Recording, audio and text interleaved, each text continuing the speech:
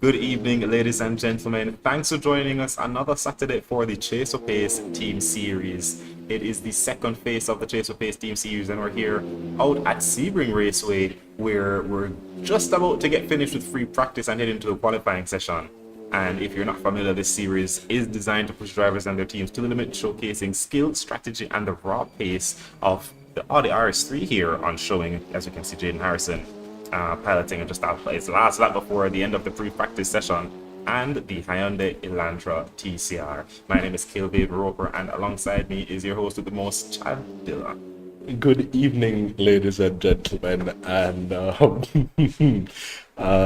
so we do apologize. We seem to have been talking to ourselves for a little while in the build-up to the end of the practice session here.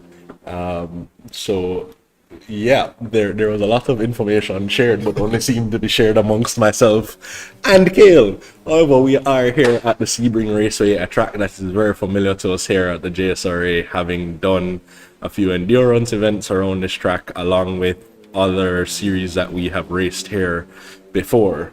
However, this is the Touring Car Racing Cup. As you see, the two cars being used have been selected from a list of cars, and all the members of each team are locked to the same car. So you will see Team A and B from the JSRA using the Audi RS3, along with Noble Racing using the Audi RS3, and then JSRA Team C and GT Panama, it seems, are in the Hyundai Elantra.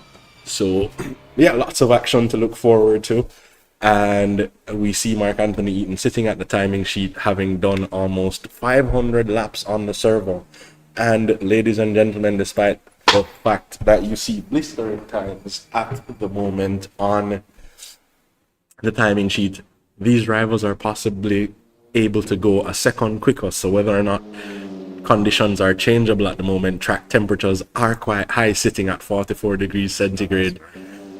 So maybe the driver is struggling with tire life at the moment over a push lap, where you are trying to get the maximum out of the car, and that would require leaning heavily on the tires, and that would result in some amount of overheating with track temperatures running the way they are if the tires have not been adjusted accordingly or correctly. So lots to contend with for the drivers here, as these cars are also not the easiest set of cars to drive, despite the fact that they are front-wheel drive, which should make them a little bit easier. But each of these cars has their own quirks and charms that require some amount of fiddling to get right, and finesse, dare I say. Having spoken to a few of the drivers, I guess maybe I shouldn't give away the driver's secrets, but yeah, no, they have explained that there are some unique driving styles that have to be adopted in driving these cars, and the cars themselves have a few, as I mentioned, quirks, like the potential locking of the rear brakes, as we do see somebody doing exactly that. Heading through the last corner there, Stephen Pommel's locking up the rears, trying to make it around the final corner. And there is no ABS on these cars, so you are solely dependent on your brake bias and your braking technique to get through each braking zone efficiently and without killing your tires. We will certainly have an action-packed race coming your way. The format is slightly different to what it was in the Radical Cup. The races are 5 minutes longer each, so that is a 25-minute race plus an extra lap. And the reverse grid now extends all the way down to the end of the points, which is P12. A welcome change, I think, for the drivers. If you finish in the points, even though you're in P12, you get the chance to score a bigger haul of points in the second race with that spot. So yeah, we look forward to the action that will be coming your way. In a few moments time, we will be heading into the qualifying session, where we will see if these drivers can match their practice times or go even quicker than we have seen this week. I know a few of those drivers looking up and down the timing chart, could be pulling one of those very famous sandbagging maneuvers to, just hold that little bit back, lull the rest of the grid into a false sense of security, and then come out firing in the qualifying session. And Chad, I think that may be exactly what the likes of Estefano Barrera may be doing. We know he is a titan to be contending with here in the JSRA Chase Team Series, and currently, well, through the free practice session, he was sitting in 5th position. But if we take a look at the timing sheets, he has managed to do at least a 112.5. The fastest time we've seen so far throughout the free practice session is a 211.8 from Kurt Moss, who isn't making a showing here tonight, but we had the pleasure of seeing him fight off Ray Robinson last time out for the bit of accident there for the Caribbean Touring Car Championship that was broadcasted live on YouTube and Sportsmax app yesterday, and well, every Friday for the rest of this year. If you missed that one, you can catch the replay on our YouTube at JSRA 876, or you can look out for the highlights being posted to our Instagram channel at JSRA Official. And yeah, finesse is definitely the name of the game here. These stars are going to be very challenging, and it's definitely quite a change of pace coming from the Radical. The Radical extraordinarily twitchy, very sensitive to ride heights, and aero sensitive as well. Coming now into the Audi RS3 TCR and the Hyundai Elantra TCR, it's definitely a change of pace, and it has its own quirks, as you say. Locking the rear brakes, as you see Carlos here going through now into the third sector. But it should all mean, or should all come together for just some excellent racing, and that's what we're used to here at the JSRA. It was no different when we were using the Radicals in the first phase of the JSRA Chase Team Series. Here now around Sebring, we had the opportunity of seeing Mark earlier in the free practice session defending for his life, fighting in the free practice session. Definitely a sign of things to come, but all that happened before matters not. We're about to get going for our first flyers here in the qualifying session. 12.5 minutes left to go, and it's anyone's game. Absolutely, and here we are on board with Senna Somerville, the first man to start a flying lap, and we will see what he can do. He was one of the few drivers in the 212s in that practice session, but again, we don't know who was holding what back, so all to play for here in the qualifying session as Senna Somerville is rounding out the first few corners at the moment. And yeah, we are seeing a lot of locking of the rear brakes, no ABS for the drivers, so that is certainly a new challenge posed to them, although I don't believe the Radicals had ABS either, so not necessarily new to the drivers, but these cars, as mentioned, come with their own set of challenges, and locking the rear brakes tends to unsettle the car quite a bit more than it does when you lock the front brakes. So certainly you may see some corrections that you're not accustomed to seeing the drivers make in braking zones when they do end up locking those rear brakes. Senna Somerville now rounding out Sector 2, I believe, to head into Sector 3 in a few moments' time. A very technical circuit, Sebring, as you do flow in and out of these corners, having to set yourself up with the best possible line in the next phase of the lap, as you particularly in sectors 1 and 3, you have a lot of those flowing corners where you go right out of one turn into another. A good example here, as Senna is heading into the second to last corner of this lap, and that corner comes at the end of a sequence of, I think, 4 corners back to back. So if you get it wrong in any one of those corners, you find yourself losing time hand over fist for the next section of the racetrack. But we will see what time has been done. That last corner there, it looks very, very wide, but there is only one correct line that gets you through that corner as quick as possible, and also track limits will come into play there at some point if the driver runs too wide. A 2:12.990 Senna Somerville, matching his best time in practice. Carlos Villavicencio crosses the line almost immediately on a 2:13.2, about 3/10 adrift from Senna Somerville. Stephen Pommels comes across on a 2:14.6, so already we are seeing a deficit form between the drivers at the front and the rest of the grid. We will see what happens when we get the likes of Nova Racing coming across the line and Jaden Harrison and Mark Anthony Eaton, who were at the top of the timing sheet in the practice session, just to get an idea of where the times are headed for this particular race. As mentioned, track temperature sitting very high. It has dropped a degree, which the drivers, I'm sure, will be counting their blessings for that 1 degree change in the track temperatures, because that will bring the tires back into their favor ever so slightly. So certainly we will be watching to see what is happening as we are now 6 minutes down in this qualifying session. Chad, you mentioned that you had a little bit of practice with this car. Well, not the Hyundai, the Audi, I presume. Perhaps you want to share a few of your secrets. What's it like driving this car? Heading into the braking zones, trying to carry speed through the corners. What do you think for these drivers is going to be the most important part, or the most important factor that plays into finding time here on Sebring? So no, let's just disclaimer, ladies and gentlemen, I have driven the car. I am somewhere around the 2:13.5 mark, so and not to say I am the swiftest of swifts. That would put your P3 check.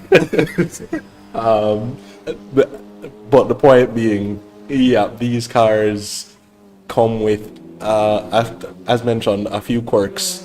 Locking those rear brakes, unsettling the car, and just kind of getting the turn in the way you want it to, because you are looking to get some rotation out of, trailing the brake into the corner, but you can't necessarily trail the brake as effectively as you would in a rear wheel drive car, for example, because you are more so, even though the bias is set somewhere in the 60 to 70 range, you are still locking the rear brake, so you're not accustomed to getting that kind of rear braking when you're trying to trail the car through a corner. And then based on what I have seen, some amount of throttle blipping where you just give a slight increase in throttle as you're downshifting is necessary to get the car to react a certain way on turning. Yeah, it's not what you're used to, and then you can't, for the drivers that enjoy late braking into a corner just to kind of maximize the time, it's counterintuitive driving this car, I will say that, because you can't brake as late as the car is possible to brake, because then you will end up not getting the maximum out of the corner. You have to brake a little earlier, turn in a little earlier, and just kind of let the car hit the apex and start to turn out before you get back on power. So little things that change between what the drivers are accustomed to doing on a racetrack and what must be done to get the maximum out of this car. And some of it does feel quite counterintuitive to the normal driving styles that you do in lots of other series. Yeah. It sounds like the drivers will be fighting against their first nature here to try and wring the time out of the Audi RS3 or the Hyundai Elantra here. Roger Killer, the highest so far in the Hyundai Elantra with a 2:14.2. And Jaden Harrison setting a blistering 2:12.4, but still a lot in it. And based on what we've seen throughout free practice throughout the week, you can see Jaden there absolutely cheesing those track limits and naturally sets the fastest middle sector.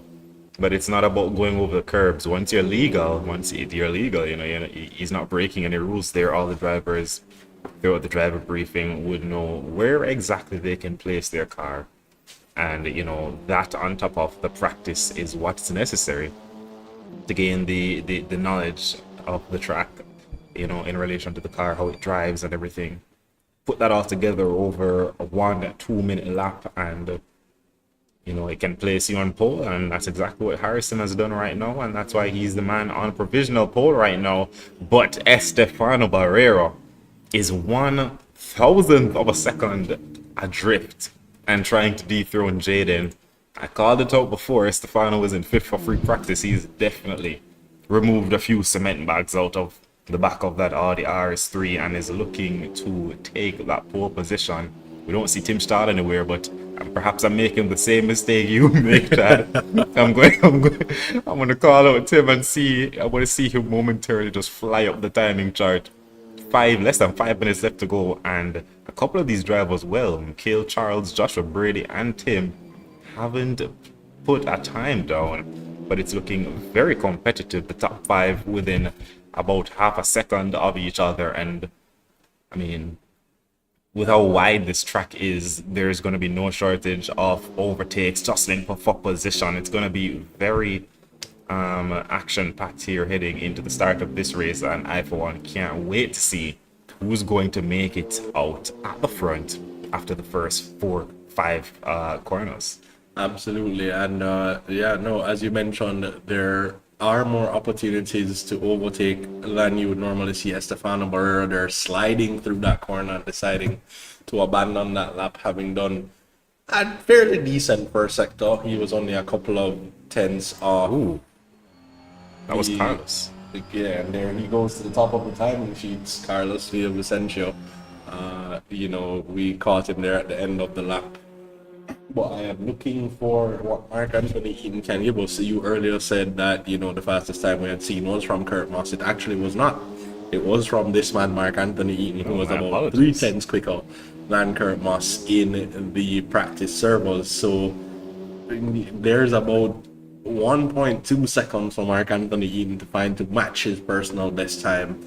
And this is almost becoming a trend when you look at the number of laps that you see Mark do on a weekly basis and the times that he has accomplished. It kind of then boggles the mind to see him, albeit it's P4 at the moment, but to see him anywhere outside of the podium slots when he is posting almost the fastest times or the fastest times, as was the case in this particular car, but still not managing to get himself in the fight at the front when race day rolls around. So I'm not sure if there is a mental game there that Mark needs to shore up in order to get the maximum out of himself come race day. But he is now starting a flying lap, so we will certainly see if there is some time to be found out there for Mark Anthony Eaton heading through this practice session. But yeah, we will be looking to see lots of overtakes, and I'm not sure if there is a strategy being employed here by one Tim Stahl. He seems to be the only driver that has not gone out to post a time, and with under 2 minutes left, he will not be making it out to post a time. Is it that Tim is not participating in this particular race, or is he playing it strategic to see if maybe, first race of the series, you're expecting a little bit of carnage, everybody trying to assert their dominance early, so trying to stay out of that carnage and maybe make up positions more systematically going through the course of the race. So we will certainly see what that means when we get to the end of qualifying and the start of the race. We have less than a minute and change to go, so let's see if any of these drivers are putting down any kind of blistering time. And Mark Anthony Eaton on this lap is already looking a little bit scrappy. I'm not sure if, based on server conditions previously, this high track temperature has thrown off his unique style. I will tell the fans that the setups are locked, so it's not that these drivers are using different setups that might gain them time in different parts of the track. It is a locked setup across these cars, and so the only things the drivers can change are their brake bias and tire pressures. So if you're not dialing in those tires, that's about the only thing that would throw you off when you are going when track temperatures are as high as they are now. But Mark will get one more attempt to improve, and I'm looking around. Senna Somerville was on an improvement the previous lap. He is 0.02 of a second away from Mark Anthony Eaton and is going again, I do believe. So Senna has one more chance to heist himself up just ahead of Mark Anthony Eaton. At the moment, Jaden Harrison sitting in the pits. His qualifying is done. So Carlos Villavicencio at the moment on provisional pole, and I'm looking up and down the timing sheets, not seeing much improvement anywhere. So at the moment, Villavicencio is looking quite handy to take that pole position. Estefano Barrera finding a slight improvement there in the middle sector. So we will see if there's anything left in the tank for him heading to the final corner now. Is he improving? He'd only need half a tenth, and he looked pretty good throughout that lap, but he's coming up to the line now, about to cement his position in qualifying, and it's going to be P3 for Estefano Barrera. So Mark Anthony Eaton now, the only man, or perhaps we may see a surprise from Luis Daniel Velez. But it looks as though Mark Anthony Eaton, the only man who can demote any of the top three drivers now. Carlos Villavicencio in provisional pole, and I think that's going to convert into pole position for this first race here tonight with a 2-minute 12.3. Jaden Harrison half a tenth behind him with a 2:12.431, and 1,000th of a second behind is Estefano Barrera, who was unable to improve just that 1,000th to beat out Jaden Harrison. That's how close the racing here is at the JSRA. Just wow, Chad. Just wow. Absolutely. And Daniel Velez here rounding out his lap, but no improvement for him in the first two sectors, and is actually well off the pace through those two sectors. So the top five at the moment sitting about 4/10 apart between those five drivers. Certainly that is going to be telling when we get into race conditions, because it's one thing to do that over one lap, but now you have to do it consistently for 25 minutes. So that will be where these drivers earn their money, so to speak. And it looks like Tim Stahl is now heading out onto the track.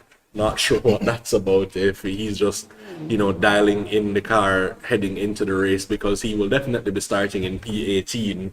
Having not done a lap during the representative qualifying session. So maybe just testing where he's at with that car heading into the race. And we will keep an eye on Tim Stahl starting there down in P18. We will see where he can make it to by the time the checkered flag falls. But for once we have decided not to say anything about where Tim Stahl was, and this turns out to be the time that nothing happens. But early days yet, so as we are heading into the race conditions now, we will see what these drivers can do. And again, looking at the top five, and then the top five separated by 4/10, but looking at the I'm gonna use this term not to be disrespectful to any of these drivers, but the best of the rest, from P6 in Luis Daniel Velez down to P10 in Dominguez, those drivers separated by just about 4/10 as well, maybe 5/10 actually. So a tale of two races here, or a tale of three races, because P11 down to P15 are also quite close together, another 5/10 there. So we have three separate races going on at the moment: the race from P1 to P5, and then the race from P6 to P10, and then 11 to 15. But that is just what the timing sheets are saying at the moment. Who is to say by the time we get to race conditions, things aren't changing? We will keep an eye on the track temperatures to see if we get any more changes as far as that is concerned. But Yeah, no, I think we have an exciting one on our hands at the moment, Kale, as we are about to head into the first race. And again, it will be a rolling start, so the safety car will lead them on a formation lap prior to that 25 minutes race, and then the extra lap at the end of that 25 minutes. And the reverse grid, lots of racing action to come your way this evening with the JSRA.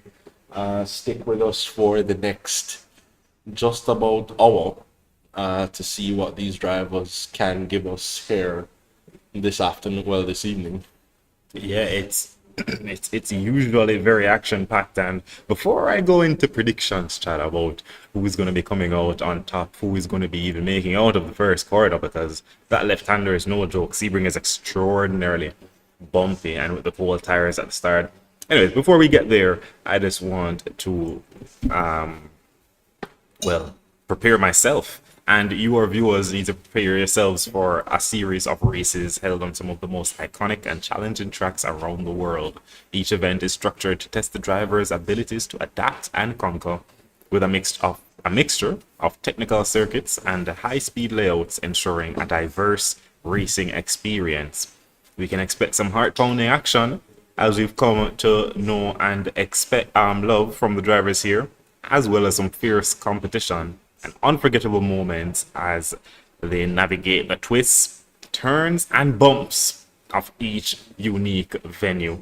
And I'm mentioning bumps so much because Sebring is one of the most bumpy tracks we will be visiting in any JSRA series. We all know Dover is infamous for its bumps for such a tiny track.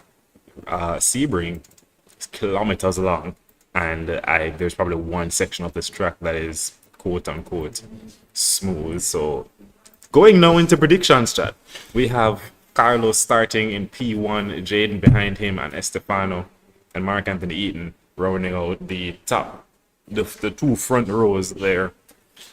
Yeah, no, we were discounting the Colombians early on, maybe thinking that JSRA made that step forward to promote themselves up the order, but once again, Nova Racing making me eat my words.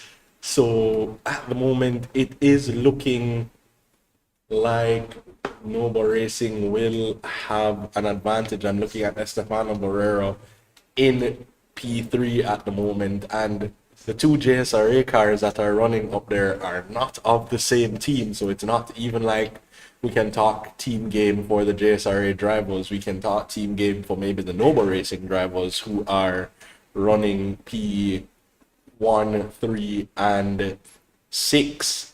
So they can certainly play the team game a lot more efficiently than the JSRA can. Somerville is right there with company for Mark Anthony Eaton on JSRA Team B. And it seems we have an issue with the safety car disconnecting from the servo. So Carlos Villavicencio will at the moment lead us on this formation lap without the use of the safety car, and we will see what the drivers give us heading through this. No, the safety car is there. You can see our trusty safety car driver coming out of the pits now. But perhaps just allowing the drivers to get their tires up to temp, not to burn too much time here before the start of the race. We can see that BMW M3 Touring tearing up the track, getting back to the front of the grid. Perhaps we'll have an exhibition with cars similar to this. I don't think I've ever seen the safety car racing before, but this is as close as it's going to get. As you can see, there it is. Wow. Absolutely shifting. But we're being led on now for our one formation lap before we get going. It's going to be a rolling start. You will see the safety car flag there to the bottom left-hand corner in the middle of the screen. It's currently yellow. The drivers will be moving single file around the track. Then once we reach the third sector, we will be going double-breasted, side by side, how they were lined up in their grid slots. They will then have to stick to I believe it's 80 kilometers an hour, a speed limit. Coming around the final corner, sunset turn before the light turns red, meaning they must hold that speed and then we go off racing when the green flag flashes. Absolutely, and El Presidente there showing us his racing prowess, making some brilliant overtaking maneuvers in the safety car. He is currently the driver operating that safety car. Maybe we need to put El Presidente to the test around this racetrack sometime during this series, you know, showing that there is some driving prowess there. So El Presidente, if you are listening, you know, put your money where your mouth is. But here we are, you know, one unchanged sector to go before we get back to racing conditions. And yeah, going back to our prediction scale, I'm looking at Estefano Barrero there, and you know, sitting in P3, we have seen that even when he does not qualify to the standard we expect from him, his race pace is no joke, and a driver that has shown incredible consistency. I remember the last time we were doing a series that involved some front wheel drive cars at Lancer Cup with the M2, he was able to keep life in his tires a lot longer than some of the other drivers, making easy work of Kurt Moss. And you will not hear those words said very often here at the JSRA. And I see Kimani Eastman there spinning off in the background, not sure what just happened there, but I'm sure he will get back onto the track and catch up to the pack. But yeah, no, so even with Estefano Barrera sitting in P3, that is not to say that, you know, things can't happen. And again, Mark Anthony Eaton having done 400 plus laps sitting there in P4, I think maybe this is where he could show his strengths, you know, gaining a few positions, showing the consistency that comes with doing almost 500 laps. But I have two words for you: Senna, Somerville. We're about to get rolling now, and we are. It's green flag racing now. We can see, I believe that Estefano getting a very good start. Jaden Harrison moves into the lead of the race. Estefano Barrera there with him. Senna, Somerville in P4 on the inside, and I think that's Luis Daniel Velez backing out there, thinking better of it. And Carlos Villavicencio now down into P3. Senna Somerville up from P5 into P4. Eaton drops down to P5.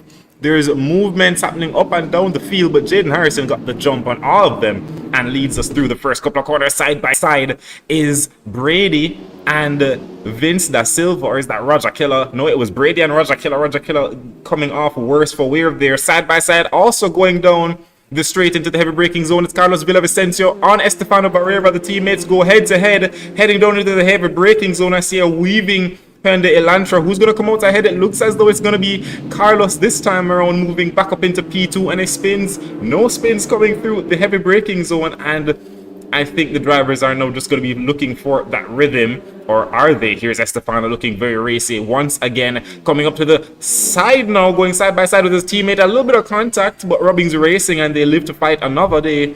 Coming through the left-hander now, there's Somerville dropping down a few positions. And yes, wow, that's a lot of action for just a couple of corners. Yeah, Senna had an issue, a moment there coming out of the heavy braking zone of turns 5. But Mark Anthony Eaton at the moment getting very racy with Estefano Barrera, maybe trying to gain himself a position here early on and establish his race. But when do you start to think about the tire life? I don't think the drivers are thinking about that right now. This is 25 minutes of racing action on a very hot track, so as much as you want to fight early on, gain a position, put yourself in the best possible place, it may not always work out that way. Estefano Barrera having to defend very, very aggressively here from Mark Anthony Eaton, positioning his car on the inside, heading into the final corner. The two are neck and neck heading down that straight, and Mark Anthony Eaton will have to try and figure out how to get past him somewhere else. We see Estefano there locking the rear of that car quite aggressively, heading through that corner. Will that affect his drive out of that final corner? Mark Anthony Eaton seems to have the jump on him. Can he make it ahead before we get into the braking zone for turn 1? No, Estefano Barrera out braking him there into turn 1, and Mark Anthony Eaton must be feeling a little bit of frustration at the moment. Clearly seems to have the pace on Estefano here in the early stages of this race, but cannot get that move to stick. Estefano Barrera just playing the defense. He's placing his car in all the right positions, Chad. And speaking of moves, Tim Stahl, who started way at the back, is now up into P10. I won't question how he did it. We know he's very fast, very resourceful. Finds himself now fighting against Joshua Brady and has Stephen Pommels for company in his rearview mirror. Up ahead, Jaden Harrison is trying to extend that lead, but Carlos is right there with him. He may have to be comfortable with the idea that he's not going to be alone in this race, as he usually is in many other races. Meanwhile, Mark Anthony Eaton may have to turn his eyes rearward as Luis Daniel Velez is coming up on the back of his car, going a little bit deep into that braking zone there. May give Eaton a little bit of relief, but he's still there. And Senna Somerville has recovered quite nicely, is also looking to join that fight at the moment. So we are getting very racy here. Noble Racing all over the action in the top 6 there, between Via Vicencio fighting Harrison. Estefano Barrera was fighting Eaton, but seems to have settled himself with the margin of about 6/10 of a second. But Daniel Velez may be looking to join that fight, as is Senna Somerville. So we have these drivers lining up to get very, very racy, as Stephen Pommels here is neck and neck with one of the... Okay, that was Keller, and Keller seems to get the position there from Pommels as they are rounding the second to last corner. And there is action coming at us fast and furious. Vince Silva at the moment putting some pressure on Michael McName, the two going through the final corner. Who gets the better drive out of that corner? And Tim Stahl behind is still making moves. I told you this may have been a strategy, maybe not working out quite the way he intended, because we did not get the kind of carnage that we would have gotten in previous races. See the Radical Cup. But Tim Stahl still making moves up and down that order, getting ahead of Dominguez there to secure himself in P9 at the moment, and we will check in on his progress a little bit later on. Right now we are looking at Senna Somerville giving chase to Luis Daniel Velez and not quite making the inroads. Senna not seeming to be too settled in that car, because he gets very close and then things seem to go awry.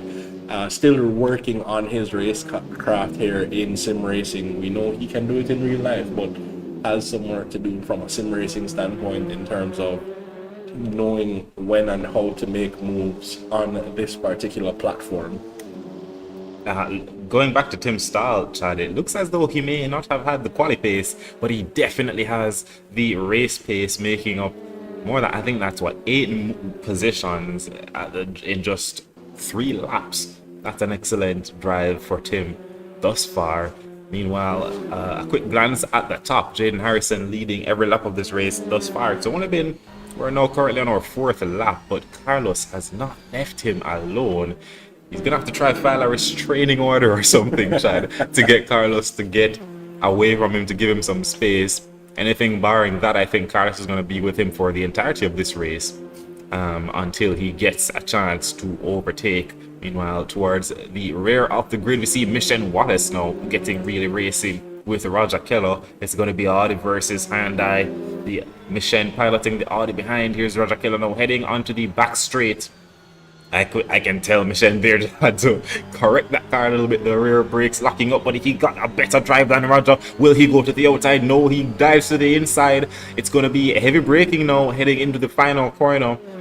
I think they're going to make a little bit of contact if Roger turns in too quickly, or if Michelle... Yep, there it is.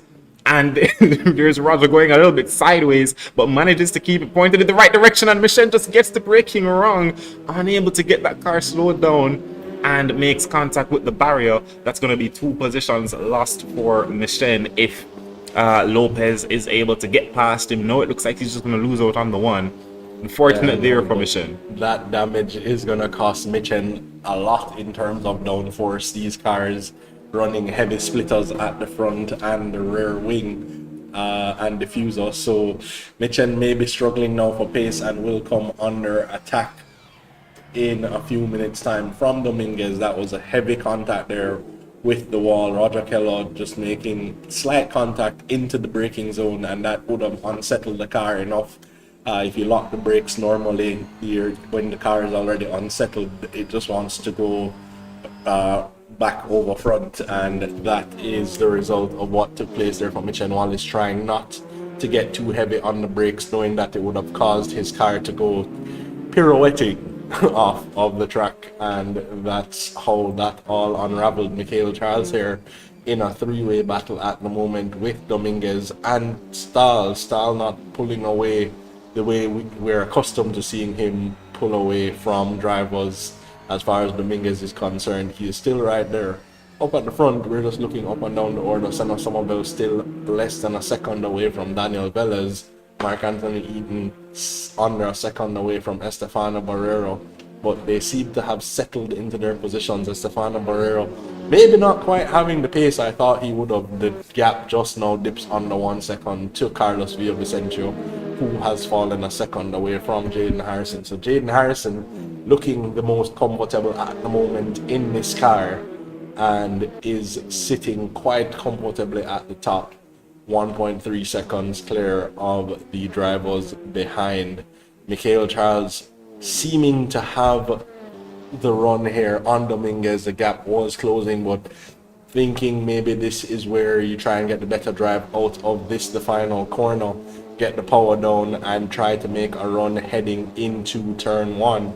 But you need the inside line to make turn one work. Will Dominguez give it to him? He does, and Michael Charles alongside with the inside line can break just that much later and force Dominguez wide through that corner, gets that move done. But Dominguez is looking for the switchback. Maybe Michael had to back out of it a little bit, braking just slightly too late and failing to get back on the power earlier than he would have liked, and Dominguez will take that position back coming out of turn 4. And here's Brady trying to get involved now. It's going to be one Audi against two Hyundais now. Brady trying to get past with whoever makes the move now, because Michael Charles and Dominguez still side by side heading into the heavy braking zone, turn 6 here.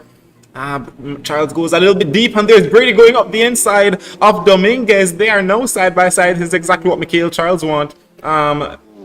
Brady there getting a little bit unsettled, and now the train re-emerges with Michael Charles at the helm. Yeah, we missed whilst we were watching that battle. Senna Somerville there finally taking that position away from Luis Daniel Velez. Not sure how he got that done, but he got it done and now can try and give chase to his teammate up ahead, Mark Anthony Eaton, who is putting the pressure on Estefano Barrera at the moment. Nova Racing not looking as comfortable as they normally would around this particular racetrack, and Mark Anthony Eaton is looking to take that position away from Estefano Barrera, as Joshua Brady is also looking to try and make that move on Dominguez. Will there be a little bit of contact there? No, they managed to keep it clean, but Joshua Brady is still trying to make that move at the moment. And a little behind there, Roger Robinson getting a position from Andres Lopez. Not sure what took place back there, but we can check in on that later on. We're still on board with Joshua Brady, Jaden Harrison doing the fastest lap of the race, and Mark Anthony Eaton almost matching that lap, just a few hundredths of a second away from matching that lap as he comes across the line. So JSRA Team A and Team B look like they have the pace at the moment. Jaden Harrison holding a 1.3 second gap to Carlos Villavicencio, and Mark Anthony Eaton looking very racy behind Estefano Barrero.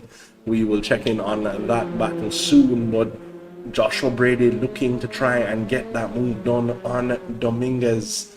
Michael Charles leading this trio at the front, and maybe thinking about the team game here, that is JSRA Team B versus JSRA Team C. Although there are two different teams, Joshua Brady having the run there side by side heading into the heavy braking zone for turn 6 and gets ahead before we get into the braking zone and stamps on the brake for good measures, trying to secure the inside line, gets that move done, finally putting Dominguez behind him, having been on the chase for quite some time. That was a little bit of a late move there, defending that inside. He moved around the outside and then shifted to the defensive position in the middle of the track, and then are heavy on those brakes. I don't think Dominguez would have liked that, but it's racing, and it managed to gain him the position without making any contact. Dominguez there going a little bit deep on his own, and now Joshua Brady will be setting his sights on his fellow sparring partner here. He and Mikhail Charles usually share the same racetrack. They'll be used to each other's driving styles, and I think that's going to be a lovely little battle that will be continuing as this race continues to develop. Just under 10 minutes left in this race now, and we're on board with Marc-Anthony Eaton, who has been living in the rear view mirror of Estefano Barrero. We can see him there sliding the rear end of that Audi RS3 around the final corner, trying to be the first to get that throttle planted to the floor to make the run up onto the rear end of Barrera. Now we can see both drivers improving on their best time. Estefano Barrera setting the fastest lap of them all, a 1:12.7, beating the man out at the lead who has been leading this race for 8 laps now. Jaden Harrison doing a mighty job keeping the other drivers behind. Yeah, he seems to just be managing that gap ever so nicely. I'm not sure if he's just trying not to take too much life out of the tires, knowing the high track temps and the rear locking of the brakes that takes place around this racetrack, trying to keep as much life in the tires heading into the final stages of the race, because you know you may have to defend from the drivers when we get into desperation time. And all of these drivers seem to be closing up very aggressively together.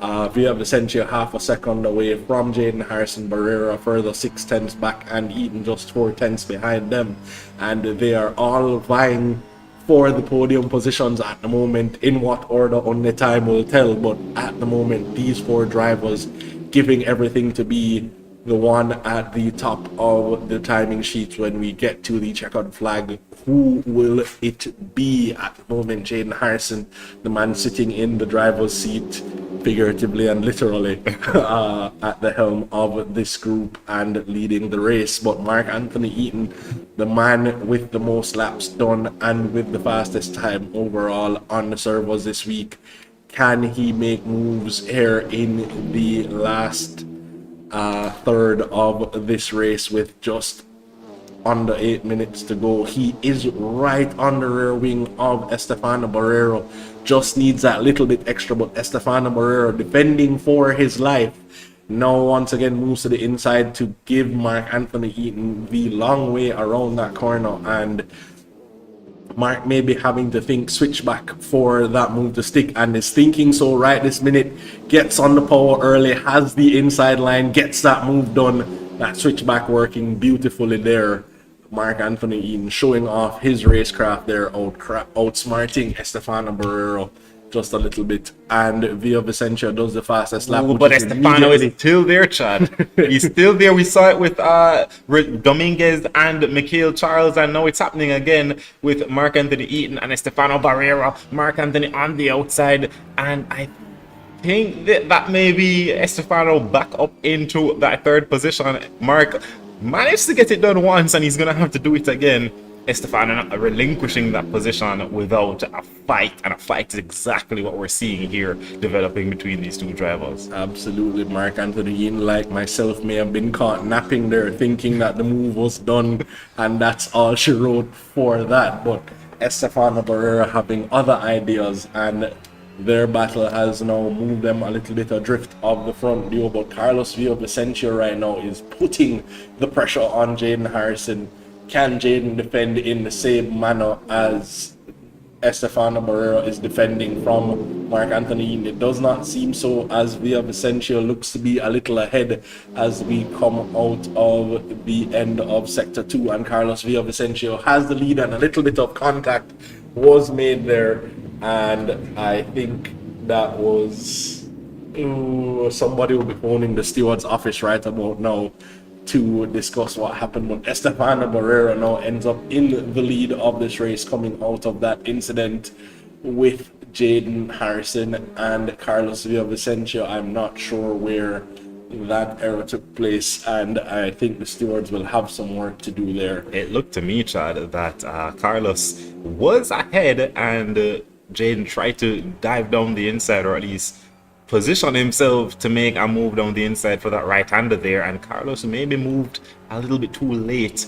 and a little bit of contact there, almost like a pit maneuver. Fender to quarter panel, and Carlos unfortunately got spun around there. That's going to have to be decided in the stewards room, like you said, to see who's at fault there. But right now, I don't think Carlos cares who spun him. He wants someone's head on the chopping block because he was doing so well and now finds himself 5 positions down from where he was. He was leading this race for a few seconds. But we have another race to come, so anything is possible. We have less than 5 minutes to go, and we know this is what we call the desperation zone. Absolutely. And I think right now, Estefano Barrero, coming out of that incident, sits firmly at the top, 2 seconds clear of Mark Anthony Eaton in P2. Jaden Harrison may be looking to get back into at least P2, trying to take the fight to Mark Anthony Eaton. Will he be able to do so? Further back, Mitch and Wallace gaining a position, but that was Tim Stahl taking a drive-through penalty. I'm going to assume that was for track limits, and the likely culprit corner would be the final corner for these drivers to get that track limits warning. Either that or the second to last corner, where the drivers try to run the car as wide as possible to the left to shorten the line through that second to last corner. Where it happened, who knows, but Tim Stahl there having to take a drive-through penalty now finds himself down in P15. So not his day of racing so far, and he will not be starting anywhere near the front, given that he is out of position for the reverse grid as well. But going back to the battle up ahead, Jaden Harrison still giving chase to Mark Anthony, and the gap is coming down ever so slightly. Can Jaden get close enough to try and take that position back?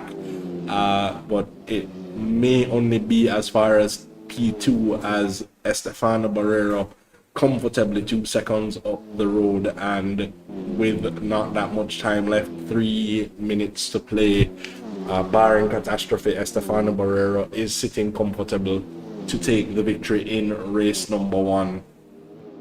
And I feel like I called it, however, not the way I would have expected it to unfold. But right now, Estefano Barrero leads from Mark Anthony Eaton, who is gonna have to start thinking about the possibility of defending from Jaden Harrison, although Jaden Harrison 2/10 slower on that lap, maybe with the same issue as Mitch, and that contact would have cost him some amount of front downforce, and with front wheel drive cars you need that splitter working in order to get the power down as early as you need to. So you will see how that unfolds, and we're seeing lots of locking up there, the drivers all around, and this could be the point where those tires are now screaming. The first lockup causes a flat spot, and you build up on that flat spot as you progress through the race. So yeah, these drivers could be struggling a little bit with the vibrations and the flat spot, as we are in the dying stages with a very hot track and heavy braking zones all around this circuit. We will see if anything is to play. 0.5 of a second separating Jaden Harrison and Mark Anthony Eaton. Jaden is closing, and we will have about 2 more laps of racing action to follow this one to determine who will take the second spot on the podium, because that seems to be what is up for grabs at the moment, with Senna Somerville 1.7 seconds behind these two. And Cale, these two are no stranger to racing each other. We have seen this time and time again, and the magnets seem to be finding the force once more. Yeah, they're never too far away from each other all throughout the free practice, throughout the week, during qualifying, and now here in the final stages of this race. 1 minute plus 1 lap left to go, and Jaden and Eden are back at it again.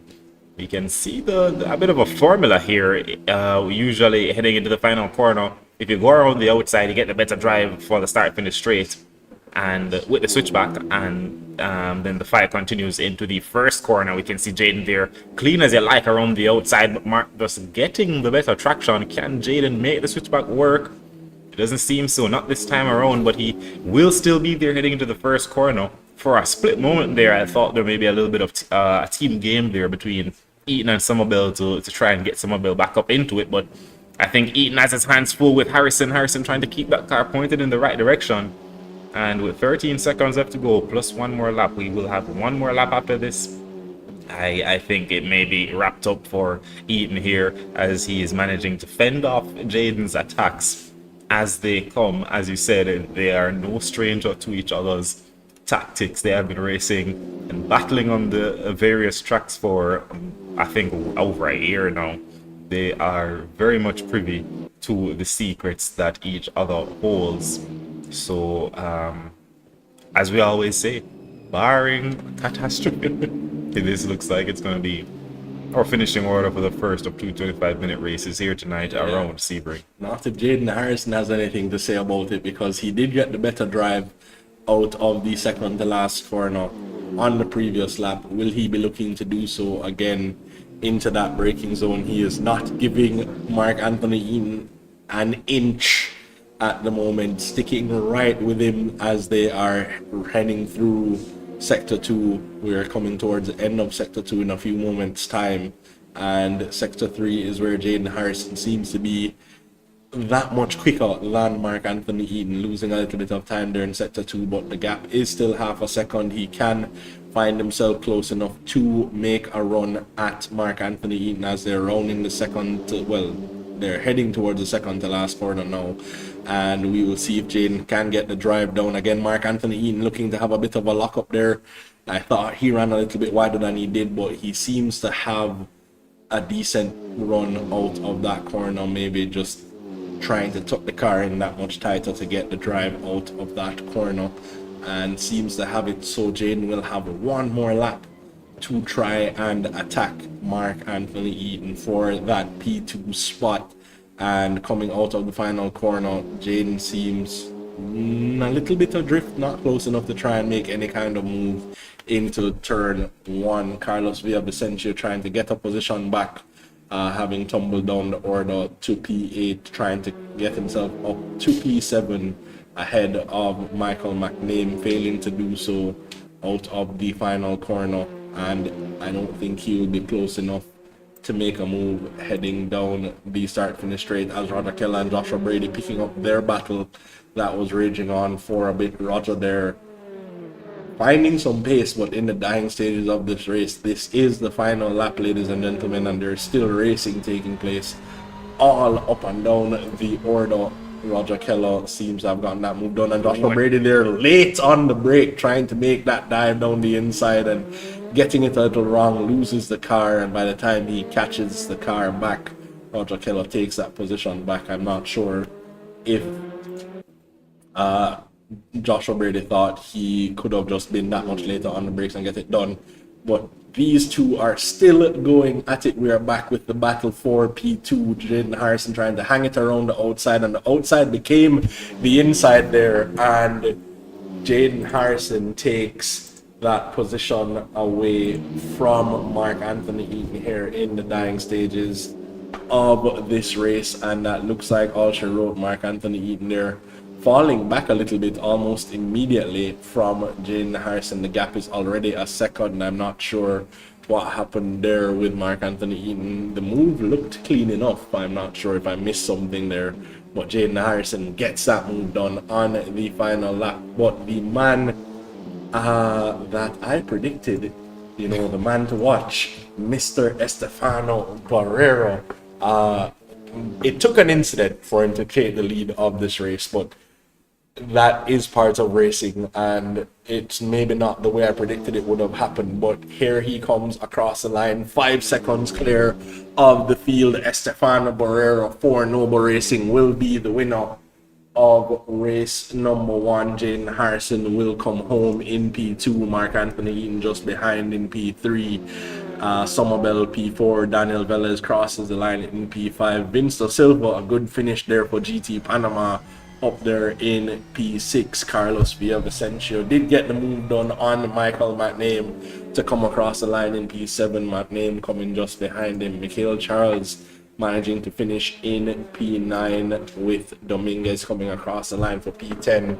And Roger Keller and Joshua Brady still battling it out for the final 2 points paying positions, and they will finish 11th and 12th respectively. Roger Robinson will cross the line, the first driver outside of the points, with Mitch and Wallace, Tim Stahl and Kimani Eastman coming across the line, and then Andres Lopez will round out the last of the finishers, Stephen Pommels having DNF'd due to disconnection. And that concludes race number 1. 25 minutes of action-packed racing, Kale. Yeah, you called it. Estefano won this one. We're going to have a reverse grid in just a few moments' time. Joshua Brady will be starting at the head of the field, finishing in P12. So perhaps letting that one get away strategically to place himself on pole for the second race. But wow, that was a very exciting race. Carlos there leading at one point, Jaden leading for majority of the race, and unfortunately that incident between himself and Carlos, but it sees him still finishing in P2. Estefano Barrera, the one who capitalized and gained the most from that little incident there. The 4 drivers were so close together, Harrison, Carlos, Barrera and Eaton, that if one made a mistake, it was gonna affect the entire group. So, like Chad was saying, we had a couple races on our hands here tonight. The battle for the podium, including Sommerbell, who was still there, only a second and a half adrift of the man who finished on the final step of the podium, Mark Anthony Eaton, was very much in it. But towards the end there, Eaton and Harrison just got away. Velez and Silva finishing best of the rest. Carlos Vicencio there picking up the scraps to come back home in P7 after leading this race at one point in time. Michael McName, Mikhail Charles, Dominguez, Keller and Brady, at one point in time those drivers were all involved in a battle with each other. Brady showing us a few dive bombs of a couple of centuries. Making a couple dive bombs well, trying to catch Roger Keller out. But the not quite the Daniel Ricciardo behavior or moves we were expecting, and it didn't work out for him this time. Robinson, quite a lonely race for him there, finishing in P13. Wallace making that mistake, heading into the barrier in the final corner, finds himself finishing P14. Tim Stahl undoing all his work, picking up a drive-through penalty, and Kimani Eastman, I'm not sure what happened for him or his race, but comes home in 16th, Lopez 17th, and Stephen Pommels so the finishers of the first race. Well, you say finisher, Stephen Pommels did DNF in that race, however. Action-packed racing action. Mitch and Wallace may have been on for some points there, but getting it a little wrong. I believe it was Roger Keller that was involved in that battle, and the two just making a little bit of contact that kind of resulted in Mitchen's entire race being undone. So we will see if he can make anything happen. He is just outside of the points for the second race. You know, can he make any moves with a car that is whole to get himself some points here for Team B this afternoon? Noble Racing still the team to beat at the moment, despite the fact that they finished 1, 5, and 7. That is not necessarily representative, as Vicencio was fighting for the victory. Estefano Barrera, who took the victory, was sitting comfortably in P3, and Luis Daniel Velez seems to just be this stable pair of hands that will bring the car home in a decent set of points haul. Can be fighting at the front, but will definitely be a very consistent factor, waiting to pick up the scraps of anything that takes place ahead. And you definitely need a driver like that on your team, just one that is always in position for the right things to happen. JSRA Team A at the moment taking P2, but Jaden seemed to have been the only point scorer for Team A in that race. Roger Robinson and Tim Stahl sitting outside of the points. No Raven Plummer this evening, maybe not available or not enjoying these cars as some of the other drivers are, but we are about to head into the second race of the evening. Joshua Brady will be the driver that leads us away from pole position, having finished P12 in the previous race. Tim Stahl there rejoining well outside the points. We will see if he can make another monster move up the grid, maybe to try and score a handful of points here for JSRA Team A in the second phase, the second race of the evening. But the drivers to watch: Estefano Barrero, Jaden Harrison, Carlos Villavicencio maybe at an advantage here, starting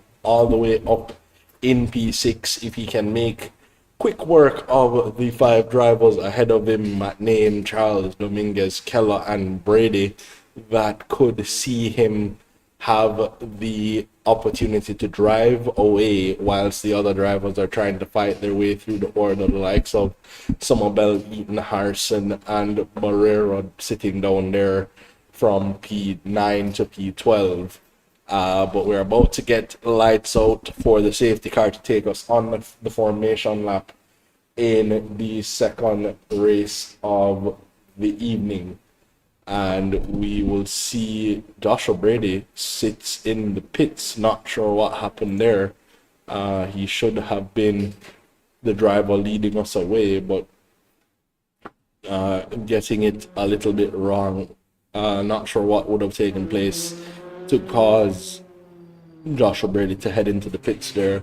So Joshua will have to rejoin the order, not leading this race anymore, and that is going to be catastrophe for the driver who finished P12 in the first race. But Roger Keller promoted into the lead of the race, and that gives Carlos Villavicencio a position, and that is even more of an advantage for him now. Instead of having to overtake 5 drivers, it is only 4, and that would be a quick way for him to gain an advantage early on. We see the drivers trying to put some heat into the tires.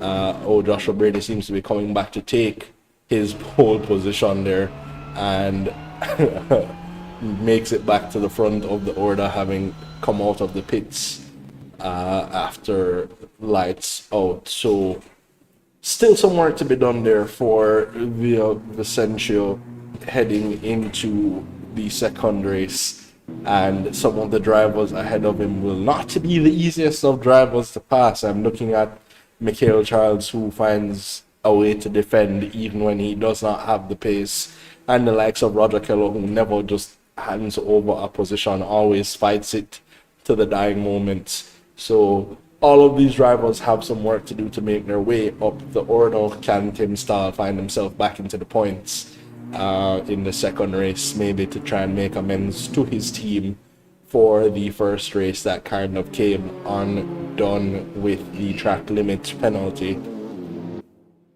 Lots to play for here in the second race, ladies and gentlemen. We have some more action to come your way for the next 24 minutes and change. When the drivers get back to the line, we might get a good 23 minutes of racing action and an extra lap following the elapsed time. So stick with us, and as the drivers have it all to do again, heading into the second race of the evening.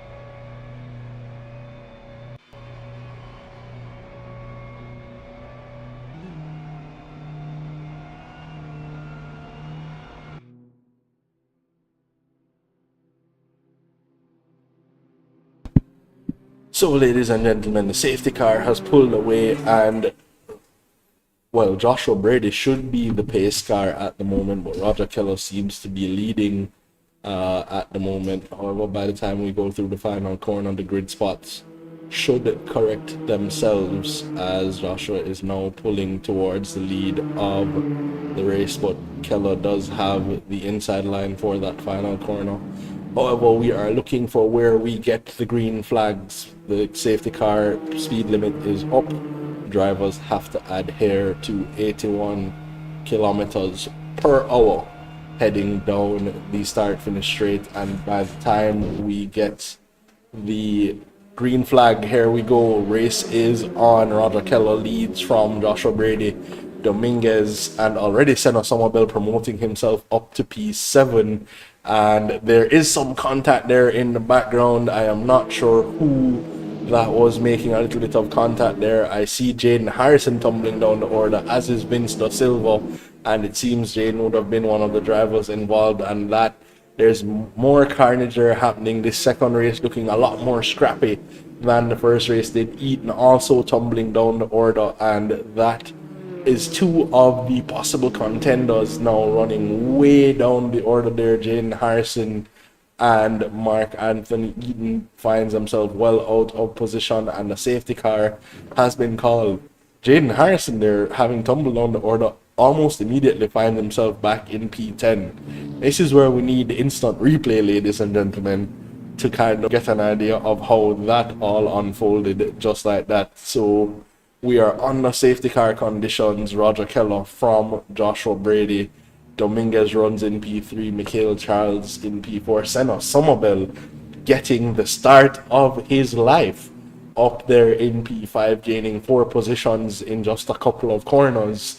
And that is advantage Senna Somerville, who was one of the drivers in the top 4 for the first race of the evening, even finds himself ahead of Via Vicencio, who seems to have lost a position at the start as opposed to gaining any positions. Now has his teammate Estefano Barrero and Luis Daniel Velez for company just behind Jaden Harrison, Mitch and Wallace, and Stephen Pommels rounding out the points finishers, well, the points positions in the top 12 at the moment. So race on, and Mark Anthony Eaton has a lot of work to do here in this second race of the evening, as does the likes of Tim Stahl, Andres Lopez, Mitch and Wallace, and Jaden Harrison, but their jobs are from further up the order. We will see how this all unfolds by the time we get back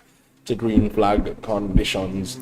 So, Chad, it looks like when I was calling on Senna to deliver a performance, it looks as well as speaking into the future here into the second race, way into the second race, but it's better late than never.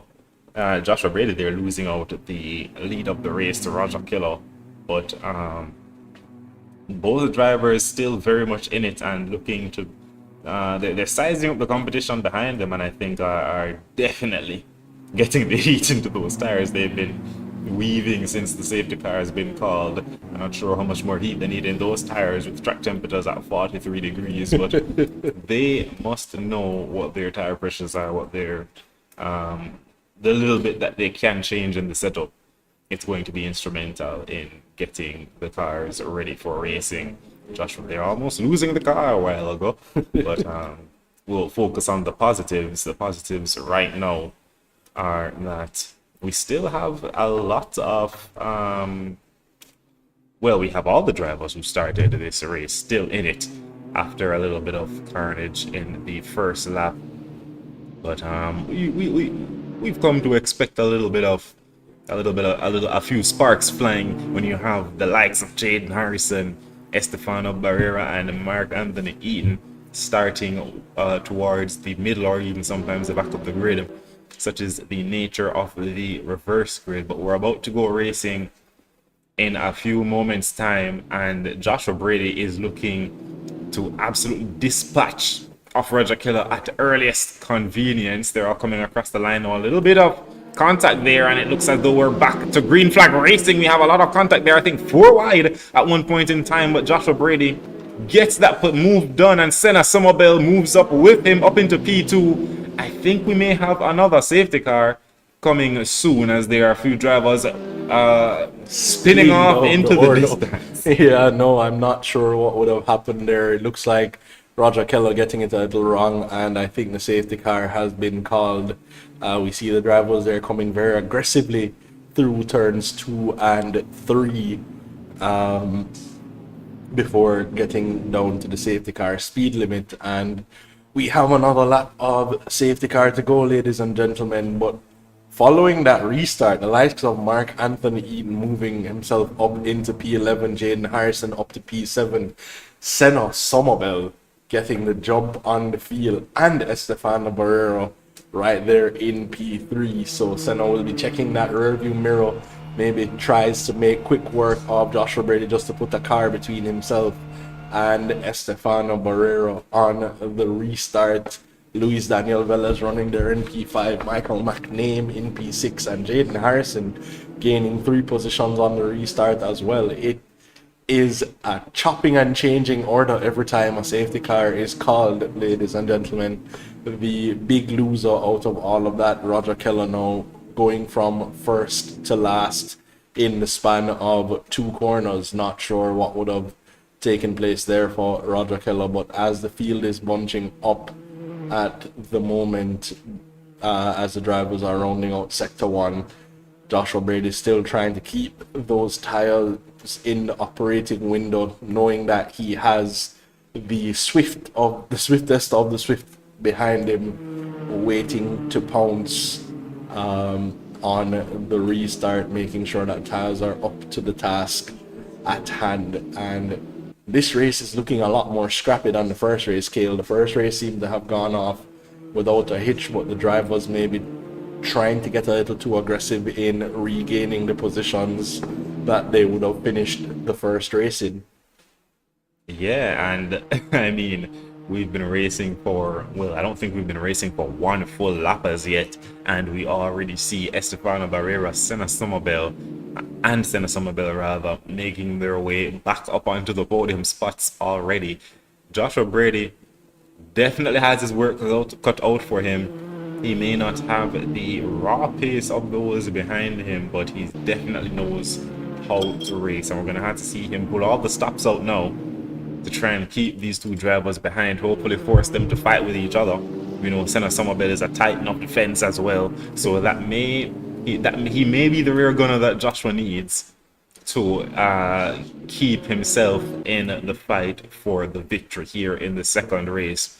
Further down we see Dominguez and Daniel Velez in P4 and 5 respectively. Dominguez also no slouch around Sebring. Notably as well, Michelle Wallace in P9 has the chance at a redemption run here to salvage some points for himself and his team here in the reverse grid race after not such a good performance in the first race. But Chad, we're here about going through the final corner. About 15 minutes of racing left in this second race here for the evening. Joshua Brady leads from Somerville, from Estefano Barrera. That order may change in very short order.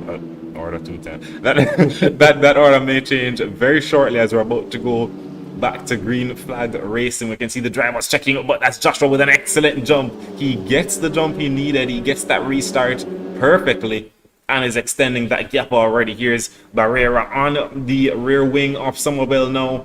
He may try to sneak up the inside or think better of it. Ooh, that's a little bit of a check up there from Somerville, and I think Barrera is thinking better of it than to go down the inside. Behind him, Daniel Velez going down the inside of Dominguez there in the third corner.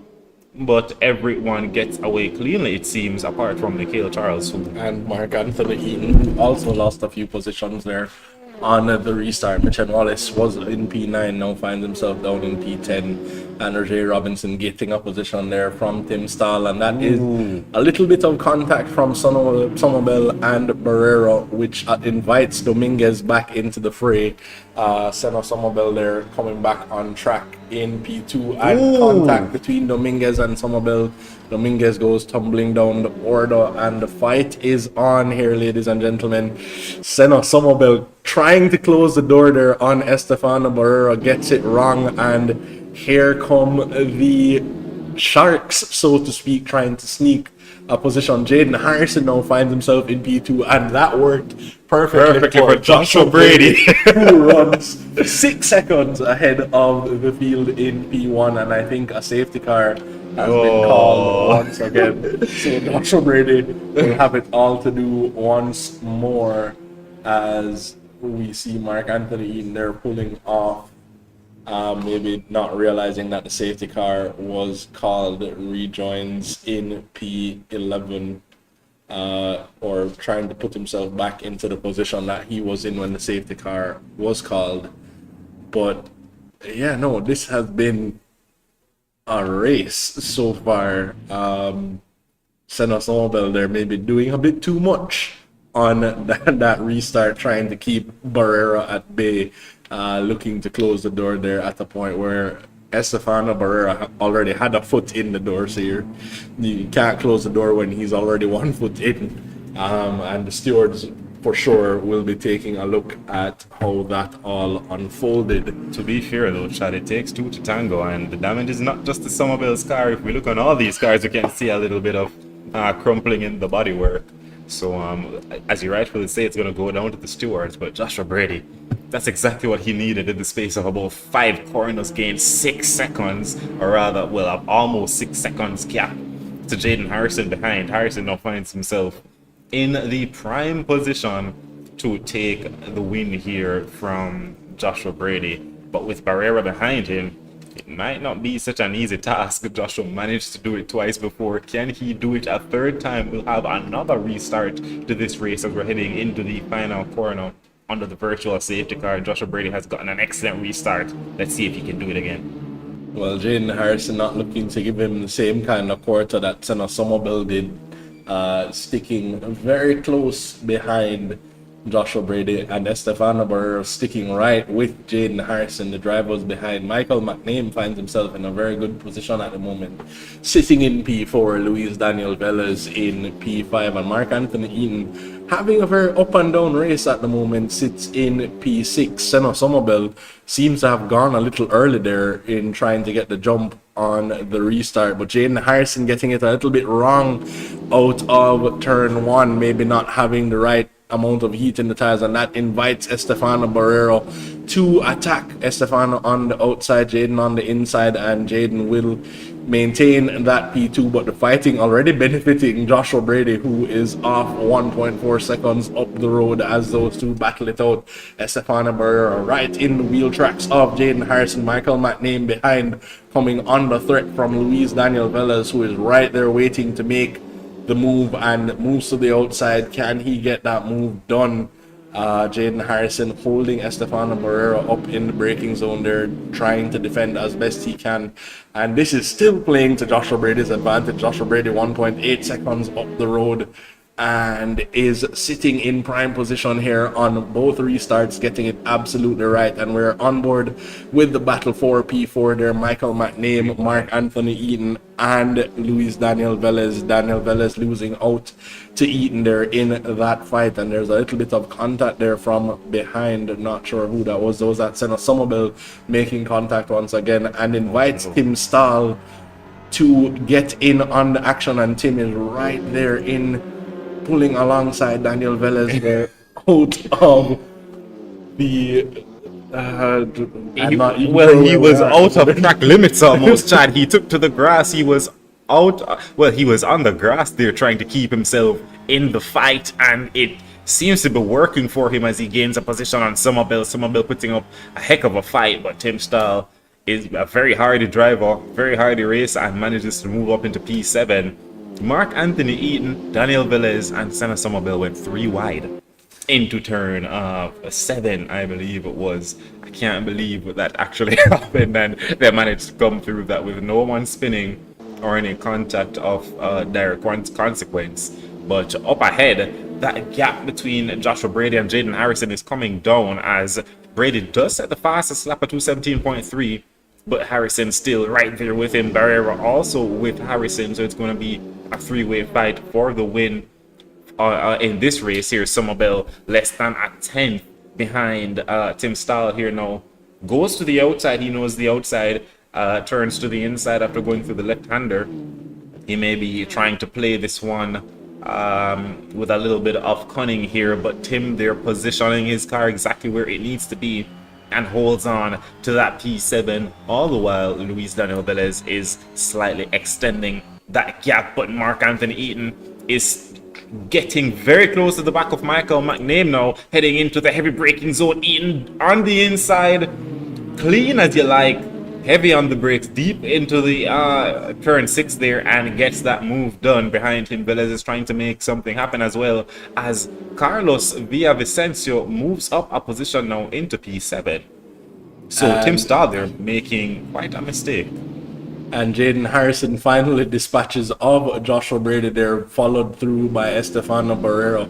Joshua Brady seems to have outbraked himself. They're trying to hold on to that lead as the drive was closed down on him very, very aggressively, and Mark Anthony Eaton makes it up into P3. Yeah, we've been having action up and down the field as McName and Daniel Velez are battling it out. And McName keeps that position for now, but Daniel Velez looking to get on the attack right away, and a little bit of contact made there sees Michael McName running off of the track. Cale, in this second race here, we've seen almost exponentially more contact between these rivals than in the first race. I will say that, you know, had or brand new sponsor Ceramic Hair been a part of this competition, they'd have been getting quite the work order here to apply ceramic coatings to all of these cars, you know, after all of the quote-unquote rubbing is racing that has been taking place. And a little bit more of that rubbing is racing is taking place right now, as they were 3 wide heading down the start-finish straight. McName, Velez, and Brady. Here's Villavicencio making a move on Brady as well through turn 1. Michael McName holding on to Velez through the first corner, but Velez is still leading McName in P4. It's going to be P4, 5, and 6 for Velez, McName, and Villavicencio, and they managed to keep it going in that very same order heading through the turns 3, 4, and 5 complex here. The race number 2 is usually the roader race, and it's definitely proving to be so here. And I was going to ask, is this race 1 or race 2? Harrison, Barrera, and Eaton back in positions 1, 2, and 3 again.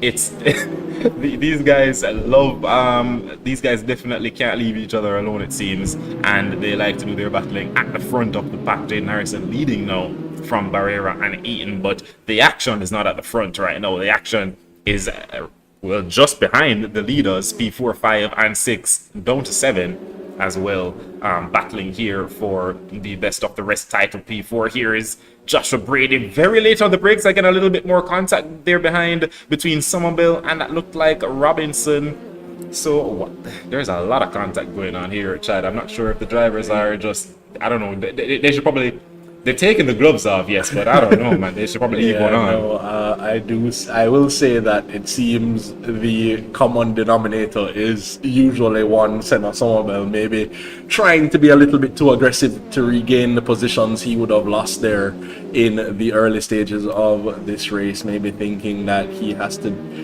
take the aggressive approach to try and get himself further up the order, but it has not been working out. He keeps finding himself in positions of catastrophe as he is still running down there in P10. Joshua Brady comes out of all of that in P7, but up ahead, McName, Velez, and Villavicencio still fighting it out. 1 JSRA Team C driver, 2 Noma Racing drivers, and will the team game become a factor here? Velez can hold McName up just ever so slightly to get Villavicencio into that fight, and should Villavicencio get ahead, they can then work on trying to catch up to the likes of Eaton ahead. But I do think Eaton is as far as they will make it, as Jaden Harrison and Estefano Barrera are 4 seconds clear of Mark Anthony Eaton at the moment. Jaden Harrison still leads this race, and it is the same podium from the first race, just with the added switch of Jaden Harrison and Estefano Barrera in P1 and P2. We are settling down a bit, but Senna Somerville once again gonna be involved in some action. Roger Robinson just ahead. Senna Somerville 3/10 adrift, as is Vince Da Silva just behind, and you can see the need for some ceramic hair on Senna Somerville's car. He has been involved in quite a few incidents around this racetrack thus far. Our new sponsor, you know, had this been real life, would have been getting some good business out of the JSRA here this weekend. just a few applications of their products to get those dents and get out of it. And well, in the same corner, Lightning is striking maybe twice, maybe even 3 times here.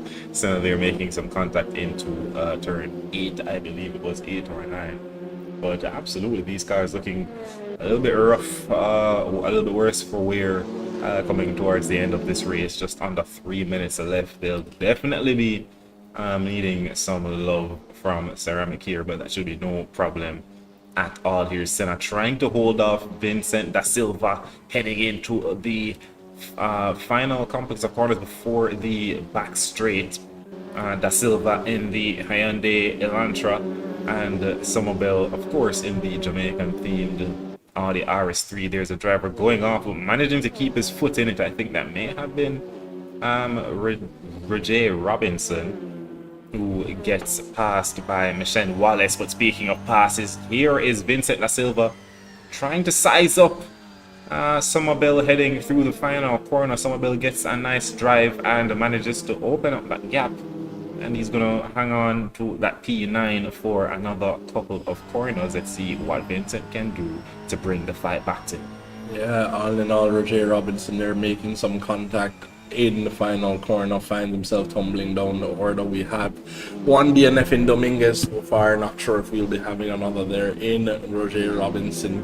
Tim Stahl still finding himself just outside of the points. It looked like he was on pace for something to happen there in the early stages, but Tim not quite up to grips with this car yet. And you know, the one time we don't make a comment about his lack of preparation seems to be the time that he is actually not quite prepared, or maybe just does not have the handle on these cars, not able to change the setups to suit his own driving style. Whatever the setup is a setup he will have to work with, and that is showing that, you know, sometimes the setup does play a role in what a driver can do around the racetrack. It is a limited role, mind you, but it is still a role in what the driver is capable of.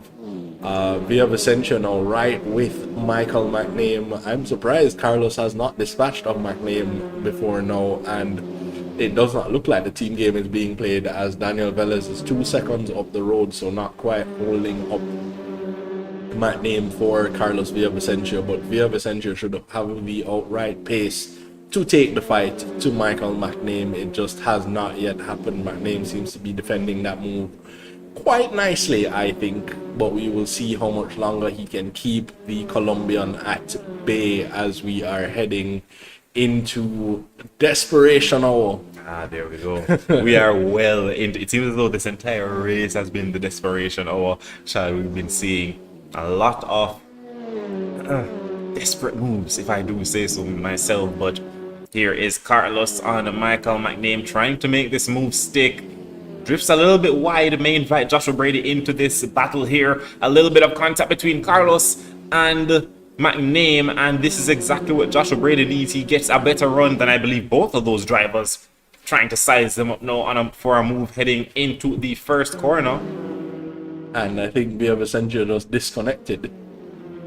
Nope, he's still there in the red Audi, man. I'm not sure what just happened. We seem to have lost him for a second. However, yeah, no, now there are 3 wide heading into turn 3, and that was a recipe for disaster. Joshua Brady seems to be the driver that comes out of that the least scathed. I don't think anybody was unscathed there, but Joshua Brady in P6 at the moment, and poor old Carlos finds himself way down in P11.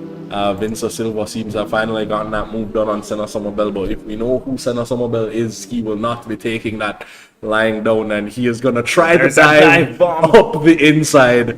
Almost made it stick, but scrappy racing there from the likes of Senna Somerville here this evening to get that move done on Vince da Silva. I'm sure Senna will be having to take a trip to the steward's office following this race, being involved in quite a few incidents here. He's getting it done, but at what cost, Chad?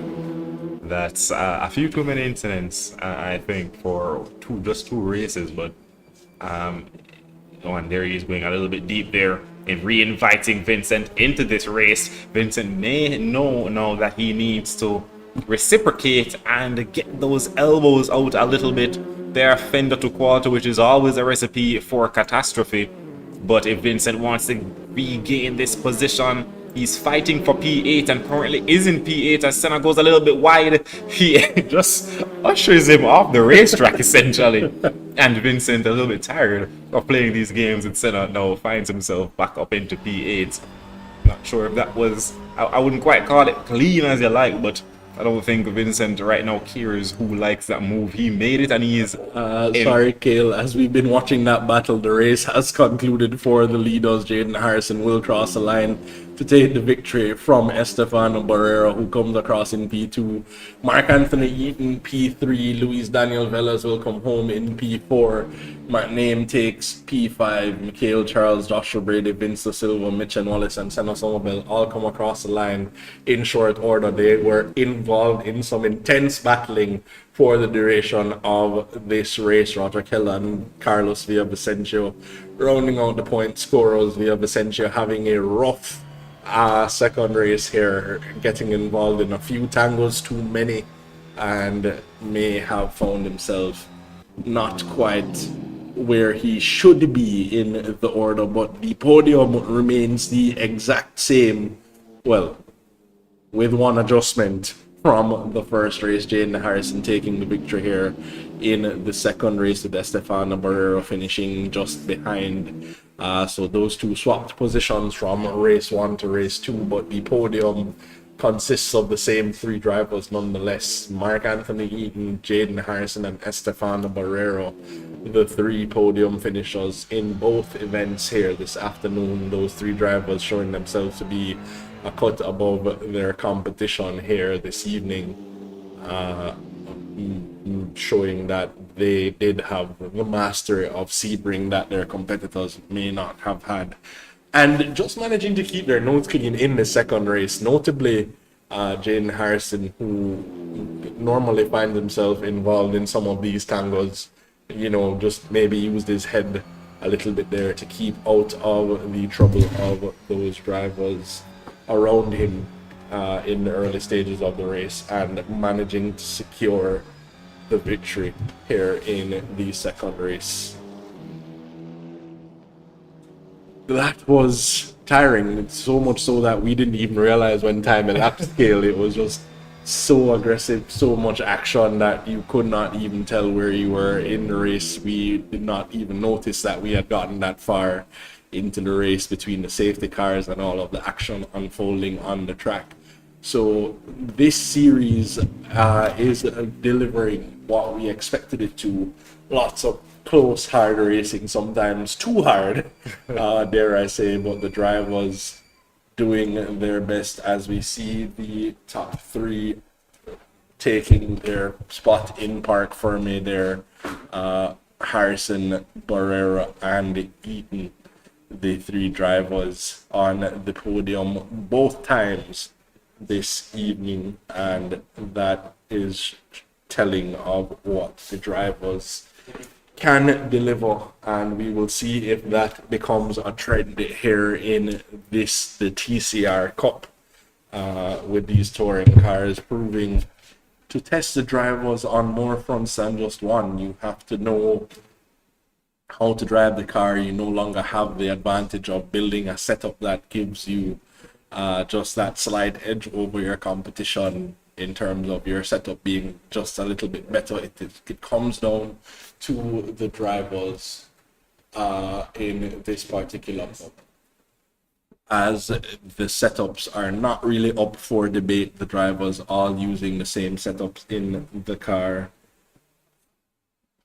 So with only tire pressures to adjust, it definitely will come down to the drivers, and we will see how this series unfolds. But for right now, we will be having a chat with the podium finishers, starting with one Mark Anthony Eaton, and I will see if I can get hold of him in just a moment here.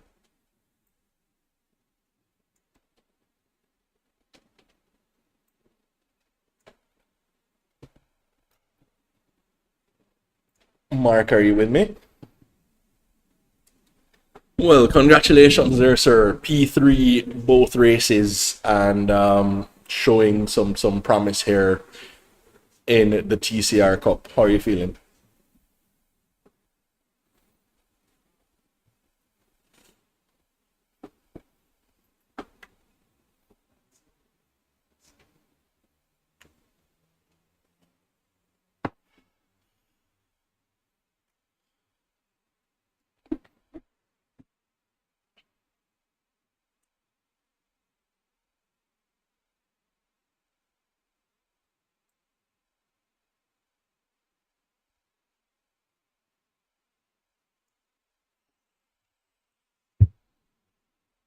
Absolutely. Well, promising start to the TCR Cup, and we look forward to seeing how it progresses for you. All right. So that was Mark Anthony Eaton, our P3 finisher in both races. Next up, we will be talking to one Jaden Harrison, or Victor in the second race, P2 in the first race. Jaden, are you with me? Well, congratulations there. A victory and P2. Second race looking a little bit scrappy. Talk to us.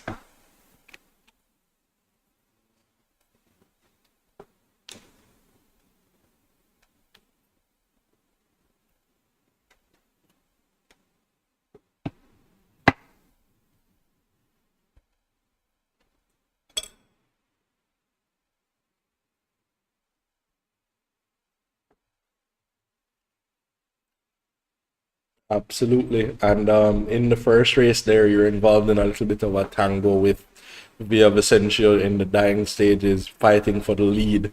What are your thoughts?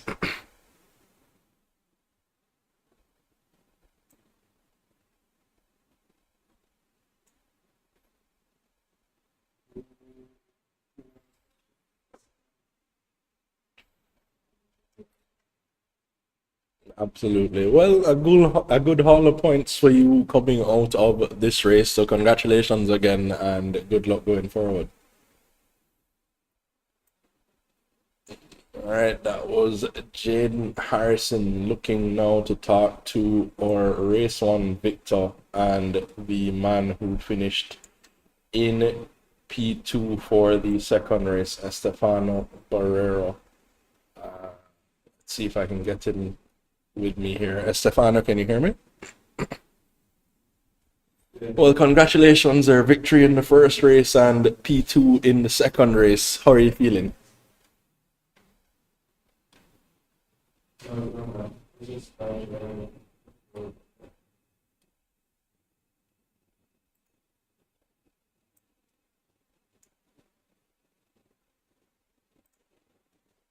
Absolutely. And victory in the first race came at the cost of an incident for your teammate there. Uh, any thoughts on how that all unfolded?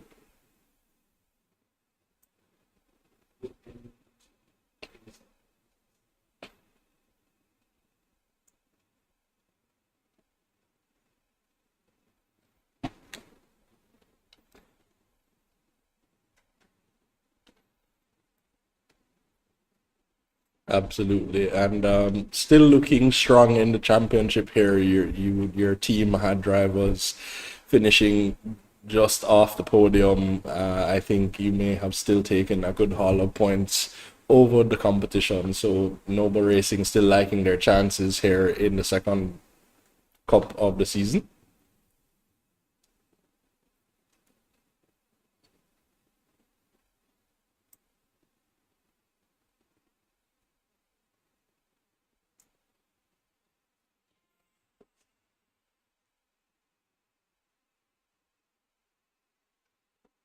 Well, yeah, fair enough, fair enough. So yeah, no, congratulations again, Estefano, and we look forward to seeing what comes next. No problem. All right. So that concludes our event here this evening, ladies and gentlemen. We thank you for joining us and for being a part of this event.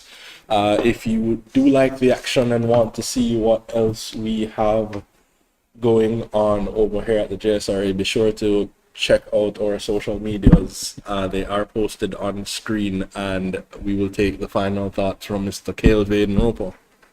Yeah, as usual, it's a continuation of an already exciting season. The drivers are still raring and ready to prove who is the fastest out on track, and you can watch the action unfold and support your favorite driver by following on YouTube at JSRA 876 or tuning in live on the SportsMax app. We have the CTCC on Fridays, the Chase Pace Team Series here on Saturdays. We have exhibitions, drift events, and NASCAR, the Radicals, Porsche Cup, something for everyone.